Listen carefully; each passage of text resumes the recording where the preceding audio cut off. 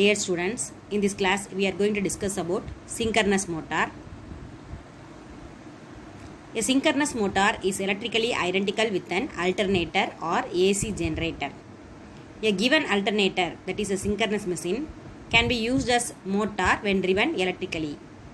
Some characteristic features of a synchronous motor are as follows. First one is it runs either at synchronous speed or not at all. That is, it only runs at synchronous speed, that is ns equal to 120 f by p. That is, while running it maintains a constant speed. The only way to change its speed is to vary the supply frequency, because ns is equal to 120 f by p. It is not inherently self-starting. It has to be run up to synchronous speed or near synchronous speed by some means before it can be synchronized to the supply.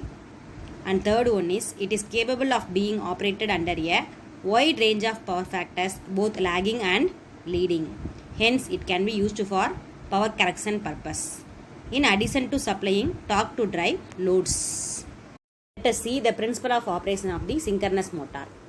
When a three-phase winding is fed by a three-phase supply, then a magnetic flux of constant magnitude but rotating at synchronous speed is produced. Consider a two-pole stator of figure shown in figure, in which two stator poles, that is ns and ss, rotating at synchronous speed, say in clockwise direction. See the diagram. The ns and ss represents the stator poles rotating at synchronous speed in clockwise direction. Since the two similar poles n of rotor and ns of stator as well as s and ss will repel each other, the rotor tends to rotate in the anti-clockwise direction. But half a period later, stator poles having rotated around interchange their position, that is ns is at position B and ss at point A. See the diagram. After the half period, the ns is at position B and ss is at point A. Under these conditions, ns attracts s and ss attracts n, and rotor tends to rotate in clockwise direction. Hence, we find that due to continuous and rapid rotation of stator poles, the rotor is subjected to a torque which tends to move it first in one direction and then in opposite direction. Owing to its large inertia, the rotor cannot instantaneously respond to such quickly reversing torque, with the result that it remains stationary.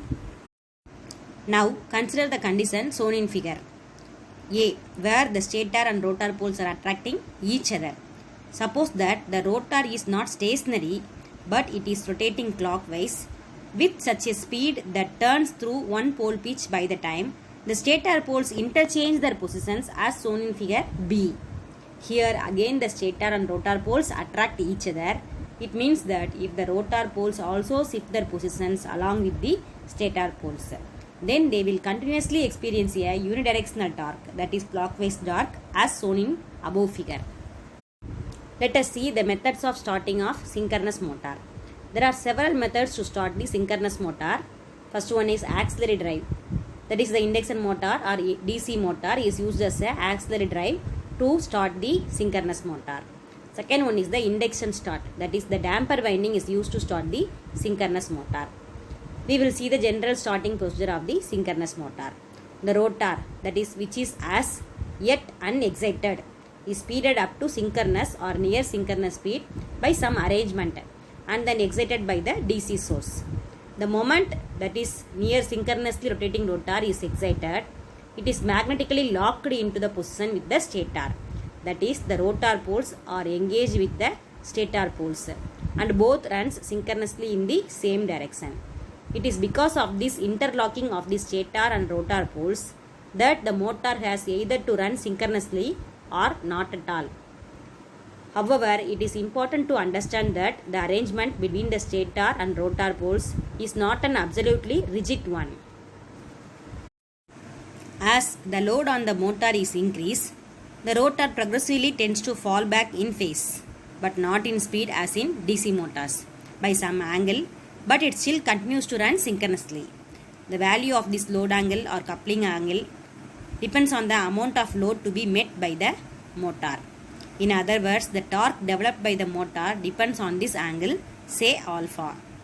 This angle is referred as load angle or coupling angle. This is also the angle between rotor and stator fields. See the diagram.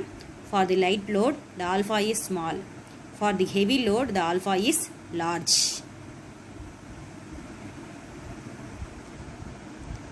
Let us see the procedure for starting a synchronous motor using damper winding. While starting a modern synchronous motor provided with damper windings, the following procedure is to be adopted. First, we have to maintain the main field winding is short circuited. Reduced voltage with the help of auto transformer is applied across the stator terminals. The motor starts up. When it reaches a steady state speed, a weak DC excitation is applied by removing the short circuit on the main field winding. If excitation is sufficient, then the machine will be pulled into synchronism.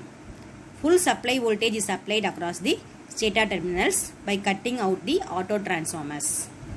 The motor may be operated at any desired power factor by changing the DC excitation. It is the procedure for doing the synchronous motor load test. Then we will see the motor on load with constant excitation. In a synchronous machine, a back EMF EB, as like DC motor, is set up in the armature, that is the stator, by the rotor flux which opposes the applied voltage V, that is called as back EMF. This back EMF depends on rotor excitation only and not on the speed as in DC motors. The net voltage in armature, that is the stator, is the vector difference of V and EB. Armature current is obtained by dividing this vector difference of voltages by armature impedance. Figure shows the condition when the motor is running on load and has no losses and is having fixed excitation, which makes EB equal to V but in the opposite direction. It is seen that vector difference of EB and V is 0, and so is the armature current. Motor intake is 0 as there is neither load nor losses to be met by it. In other words, the motor just floats. Let us see the equivalent circuit of a synchronous motor. The first figure shows the equivalent circuit model for one armature phase of a cylindrical rotor synchronous motor. See, it has RA and XS, that is armature winding resistance and reactance. E is the back EMF and there will be a field winding. It is excited by the DC source and there will be a field rheostat. And it supplies the field current IF. It is seen from the figure B that shows the vector diagram. The phase voltage V is the vector sum of reverse back EMF EB and the impedance drop IA ZS. Therefore, V equal to minus EB plus IA ZS. There will be terminal voltage V that lags the angle alpha with EB and lags the angle phi with IA. There will be a voltage drop IARA and IAXS. So, minus EB plus IAZS gives the total voltage V, that is the terminal voltage V. The angle alpha between the phasor V and EB is called as load angle or power angle of the synchronous motor. Let us see the power flow diagram of a synchronous motor. The per phase power development in a synchronous machine is given under the figure. The power input per phase in stator is P equal to VIA cos phi. It is divided into two parts. One is armature copper loss, that is equal to IA squared RA, and another one is mechanical power in armature, that is PM equal to EBIA cos of alpha minus phi. That PM is divided into two parts. One is ion excitation and friction loss, another one is output power. Therefore, the given input AC electrical power input to the stator is given into stator copper loss and it is given into gross mechanical power developed in armature and it is given into ion friction and excitation losses and again it is given to the net mechanical power output at rotor shaft, that is the P output. Let us see the power developed by a synchronous motor. That is the P in equal to EBV divided by X sin alpha, that is per phase. For a 3-phase, P in equal to 3 EBV divided by XS sin alpha. And the mechanical power developed PM equal to P in equal to 3 EBV divided by XS sin alpha. And finally, the torque TG is equal to 9.55 PM divided by NS Newton meter, where TG is equal to 9.55 PM divided by NS. Therefore, 9.55 3 into EBV divided by ns xs sin alpha. That is equal to 28.65 EBV sin alpha divided by ns xs. It is the torque equation of the synchronous motor.